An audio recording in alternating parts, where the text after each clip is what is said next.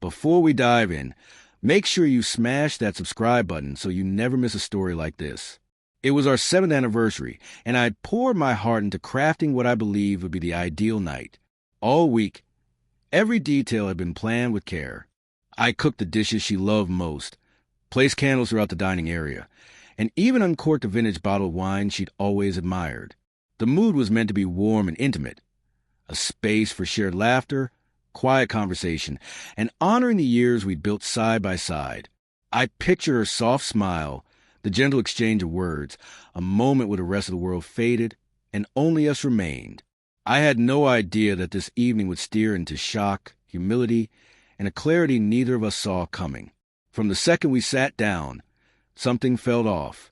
Leia carried a strangely teasing energy, the kind I'd once found charming, but had lately begun to sense was laced with subtle edge. I brushed it aside, assuming she was just feeling mischievous. Then mid-bite, she tilted her head, smirked, and casually dropped, "Honestly, I think I need a new marriage. This one's trash." The words struck hard, sudden, electric. A mix of pain, disbelief, and an odd calm flooded through me. I didn't respond right away. I let the silence settle, studying her as she waited for a reaction, laughter, anger, anything. My quiet, intentional pause had already begun shifting the air. I took a slow sip of wine, steadying my breath, letting the tension swell naturally. The confidence she had always leaned on to poke and prod at me started to crack. I knew then that a controlled response would hit deeper than any explosive reaction ever could. So, softly but with purpose, I said, "Guess we finally agree on something." My expression stayed composed, unwavering. Leia's smug grin vanished instantly, replaced by stunned disbelief. The room seemed to close in as her playful tone collided head-on with my calm certainty. For the first time, she realized she'd misjudged the moment completely. Her joke had detonated in the worst possible way. She tried to recover, forcing out an awkward laugh. "Oh, relax. I was just kidding," she mumbled, scrambling for control. But the power had already slipped away. Her fingers twisted the napkin nervously, eyes darting around, searching for footing that simply wasn't there. The dynamic had flipped, and she felt it in every uneasy breath. I leaned back slightly, allowing the silence to speak instead of me. My composed posture made it clear there would be no debate, no arguing, no drama. Her blinking quickened as she attempted to process how a single, measured line had left her completely speechless. The teasing dominance she'd wielded so casually over the years no longer had any hold. Minutes passed as she sat frozen, desperately trying to regroup. Her half-formed explanations were weak and trembling. I didn't mean it like that," she stuttered, but it was already too late. The message had landed. Her humiliation wasn't loud or dramatic. It was quiet, deep, and entirely self-inflicted. I took another sip of wine, observing her inner unraveling. Her restless hands, stiff posture, and anxious glances confirmed what had changed. She understood now that playful disrespect, even masked as humor, was no longer something I would tolerate. I allowed the silence to stretch, letting every second reinforce the lesson.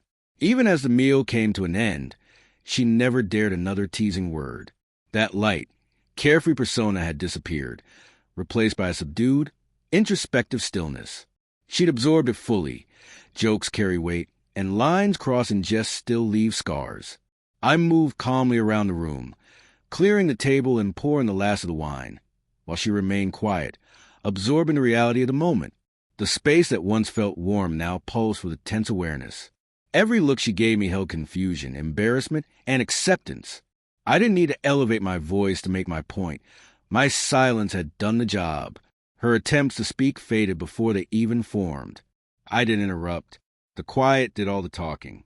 The discomfort she felt came entirely from knowing she had miscalculated, and I let her sit in that awareness, ensuring she would never forget what that careless remark had cost. Eventually, I rose from my chair, signaling the end of the evening without a word. Leia stayed seated, still processing the shift that had taken place. The confidence she'd spent years building had crumbled under calm composure and one precise sentence. The balance had changed completely, and she knew it. Without drama or raised voices, I grabbed my coat and stepped outside. The cool night air felt freeing, a sharp contrast to the heavy tension left inside. What began as a simple anniversary dinner had transformed into a defining moment, a lesson in respect, boundaries, and the quiet strength of self-control. Her silence confirmed it all. The shock, the embarrassment, the realization it had landed.